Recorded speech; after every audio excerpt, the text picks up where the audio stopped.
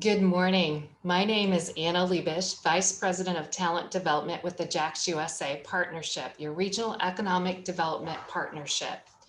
Welcome to our workforce briefing on advanced manufacturing with a special focus on aviation and aerospace. We have a great panel for you today, but to start us off, we have Kelly Dollarhide, Airport Director of Cecil Airport and Spaceport, to provide insights on what has been developing at Cecil and what is yet to come. Kelly, welcome. I'll turn it over to you. Thank you, and I'm going to go ahead and share my screen.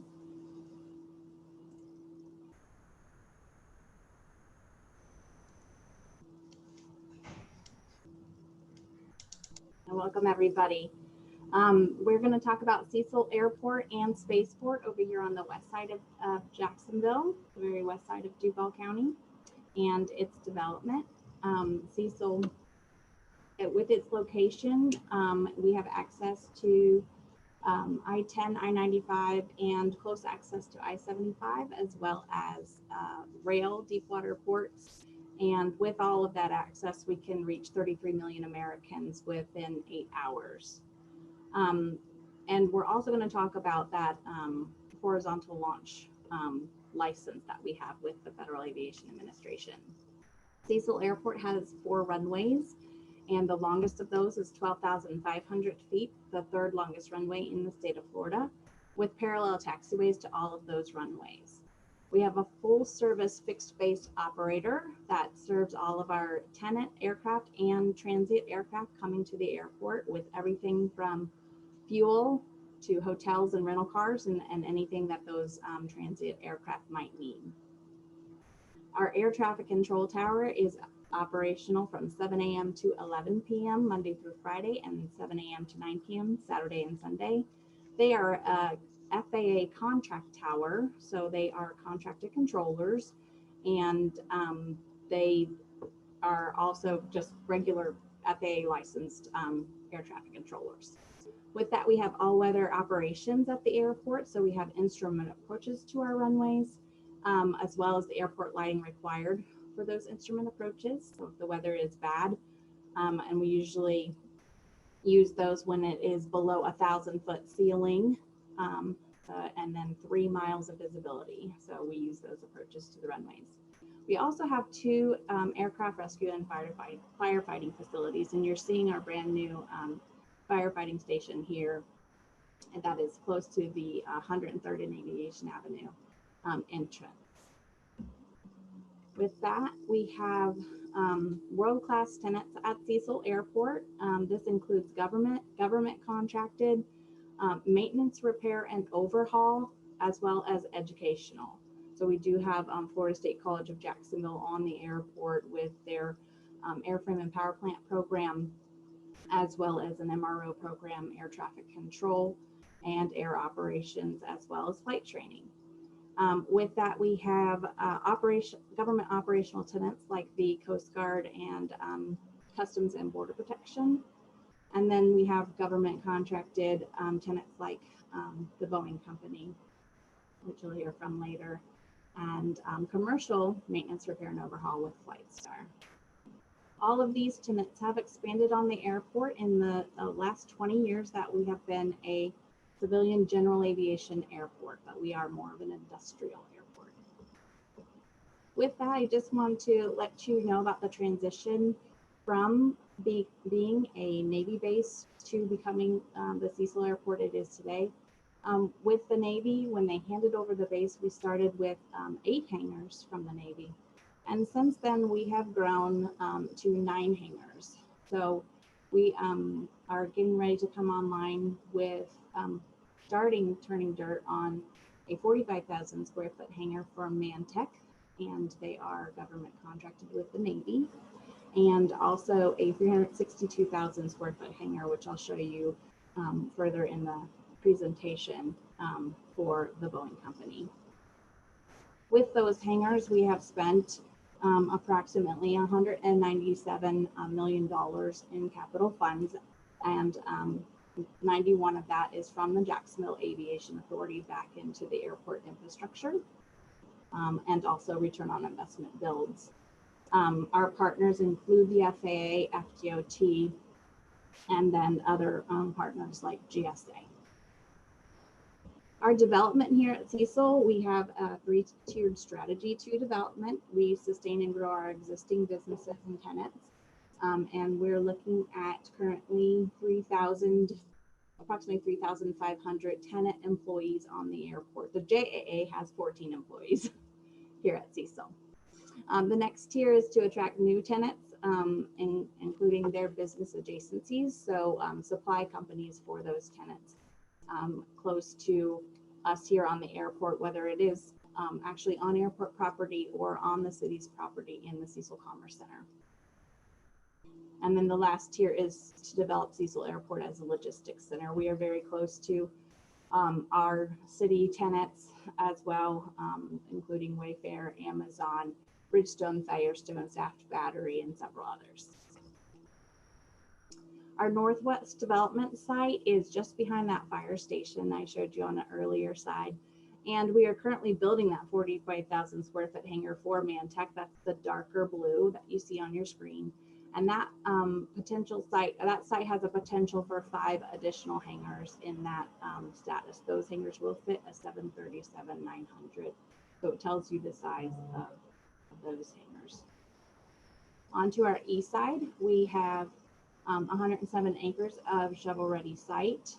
70 of those acres are going to be the new facility for the Boeing company, that is the Shockwave facility.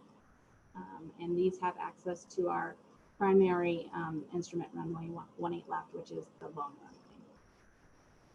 So some of the hangars that we are looking to put in this site include a smaller 250,000 square foot hangar and then the 362,000 square foot facility that you see here.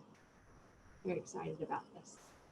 Also, next to that 150 acre access point, we do have a 400 acre mega site. We're one of a handful of airports in the United States that have the ability to have 400 acres set aside with infrastructure going to those acres, such as utilities, fiber, and sewage and water and fire water.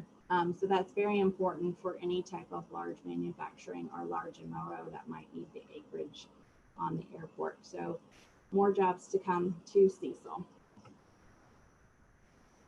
We've also looked at non-aeronautical uses on the airport. So we have road frontage along 103rd and State Road 23.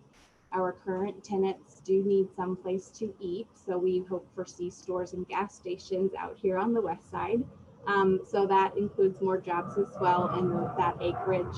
Sorry, FAT taking off.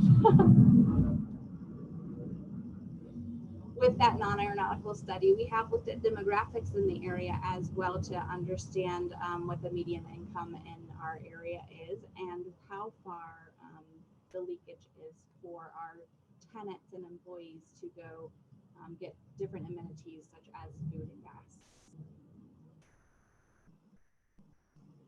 With that, we came up with a plan for phasing, and that includes commercial, office space, and light industrial use of the area. This is important to the spaceport side of the house, so we are hoping that we will get things like laboratories, cryo-freeze for those build-up of payloads for our spaceport operation. And I'm going to show you a very quick video. It has some background music that is very annoying during a conference, so don't worry about that. And it's kind of light on this recording. Please enjoy.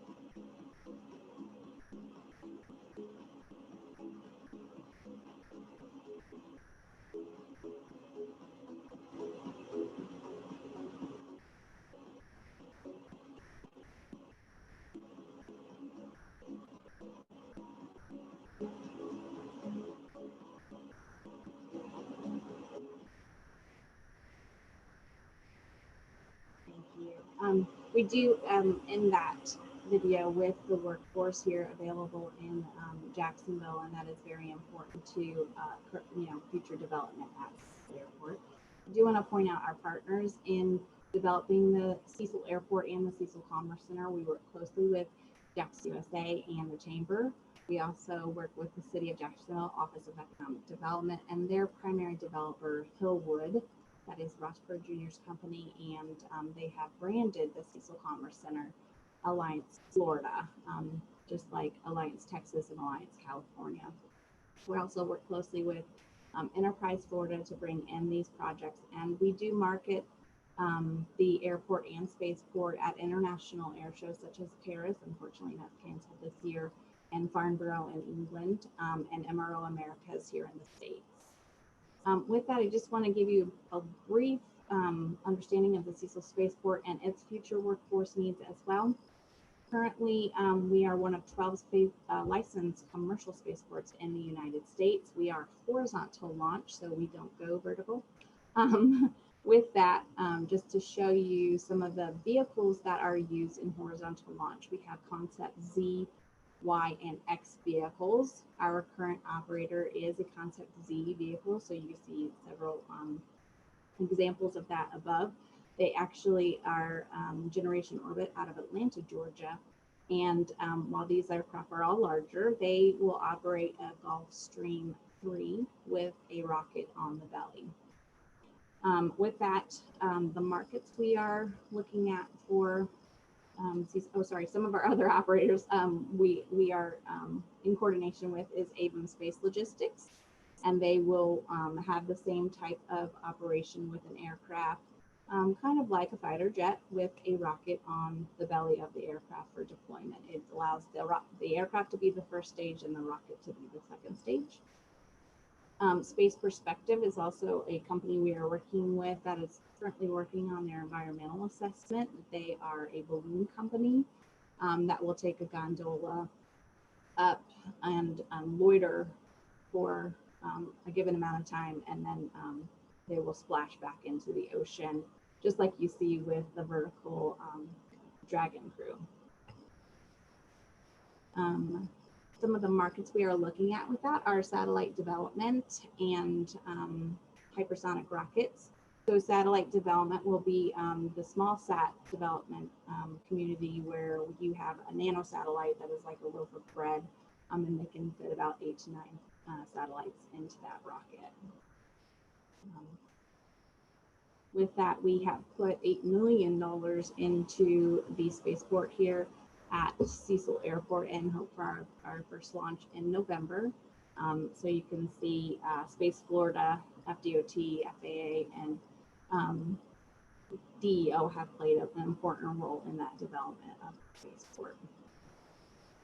This is a current look at our facilities, and the reason why you see that fabric structure there is due to the sizes of aircraft that you saw in the previous slide. They range from something the size of a Cessna or a small general aviation aircraft all the way up to commercial size aircraft. So until we have a tenant that doesn't want to just come and operate for that time period, the 3 weeks to get that launch going, and they actually want to base out of Cecil Airport, and we will build actual brick and mortar for that. Our air traffic control tower is hopefully going to be complete in June, and at the base of that control tower is our mission control. So that is where they pipe in telemetry and visuals on the rocket to understand its trajectory. And the last part of that is the airspace that we use. So we work closely with the Hilliard Center and the military to launch the vehicles out into the airspace over the water. So most of these operations will not take place at Cecil Airport. It will look just like a normal aircraft taking off, and then out over the ocean will be the actual launch.